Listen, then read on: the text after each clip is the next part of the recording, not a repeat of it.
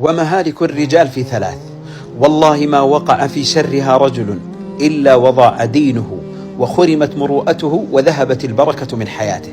المهلكة الأولى الخلوات، وفي الخلوات يظهر إيمان العبد من نفاقه. وقد جاء في الحديث عن النبي صلى الله عليه وسلم أنه قال: إني لأعلم أقواما من أمتي يأتون يوم القيامة بأعمال كالجبال يقول الله لها كوني هباء منثورا. فخاض الصحابة في أولئك من هم؟ فقال عليه الصلاة والسلام: أما إنهم قوم يصلون كما تصلون، ويصومون كما تصومون، ويتصدقون كما تتصدقون، ولكنهم إذا خلوا بمحارم الله انتهكوها. وكم تضيع مروءة الرجل ودينه وعفته في الخلوات.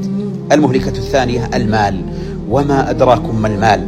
قال عليه الصلاة والسلام: إن لكل أمة فتنة، وإن فتنة أمتي المال. فكم من الناس من يضعف أمام المال فيطعم أولاده بالحرام، وأيما جسم نبت على السحت فالنار أولى به. لذلك إذا أردت أن تختبر الرجال فاختبرهم في المال وفي المعاملات المالية. المهلكة الثالثة وهي من أعظمها فتنة النساء، والله ما وقع فيها رجل إلا وحضر إليه الفقر وذهبت البركة من حياته وذهبت المروءة من حياته. قال عليه الصلاة والسلام: فاتقوا الدنيا واتقوا النساء، فإن أول فتنة بني إسرائيل كانت في النساء، أو كما قال عليه الصلاة والسلام.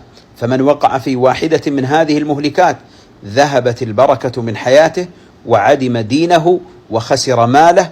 قال الله سبحانه وتعالى: قل للمؤمنين يغضوا من أبصارهم ويحفظوا فروجهم ذلك أزكى لهم إن الله